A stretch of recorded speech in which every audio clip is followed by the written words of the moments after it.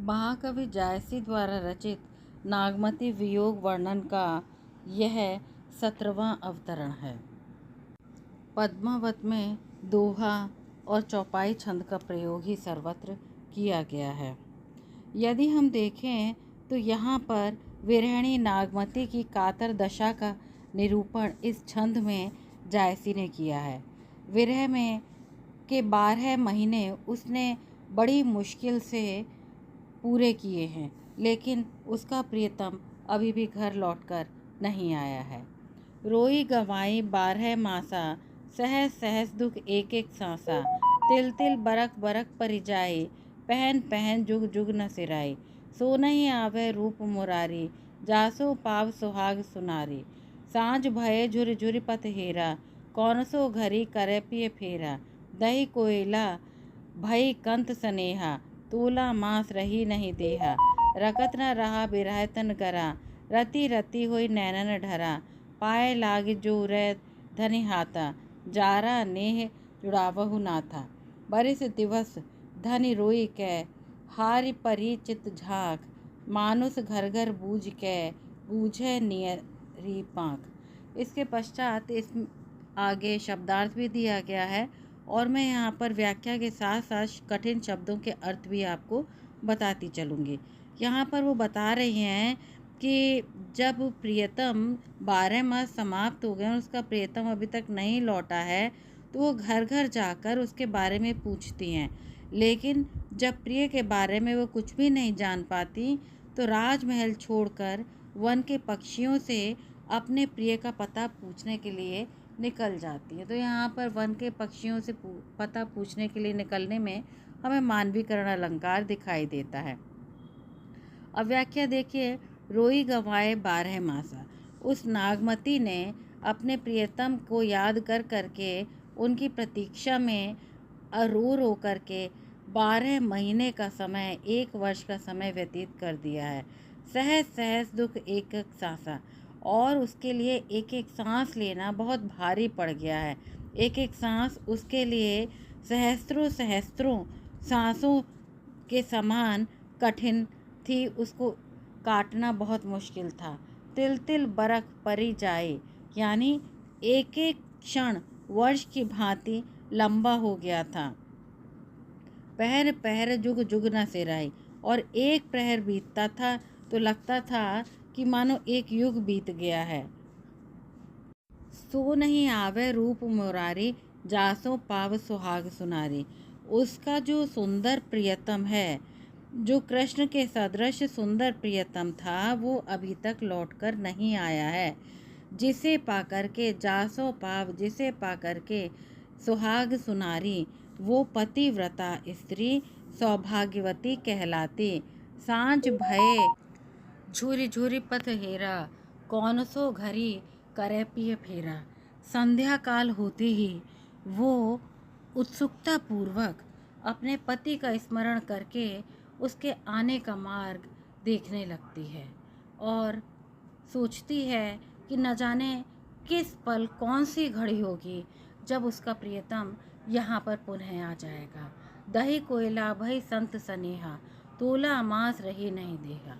प्रियतम के बिना दही कोयला माने कोयले के समान वियोग में जल गई है।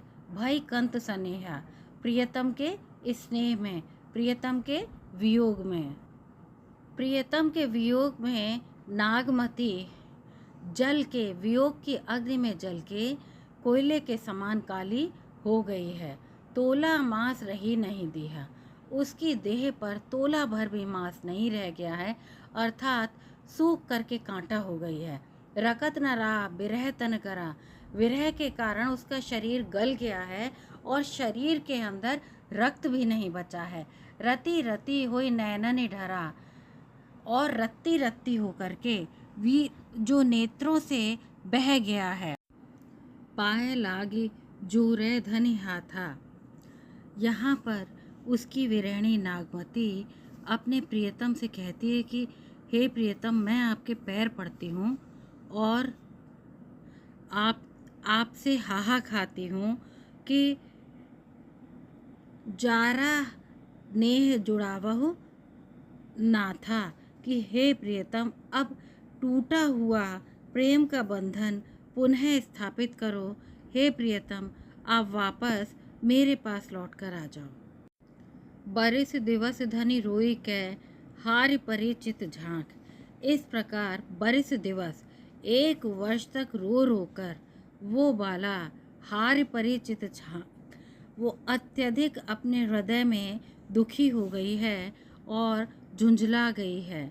मानुष घर घर बूझ के बूझे निसरी पांक।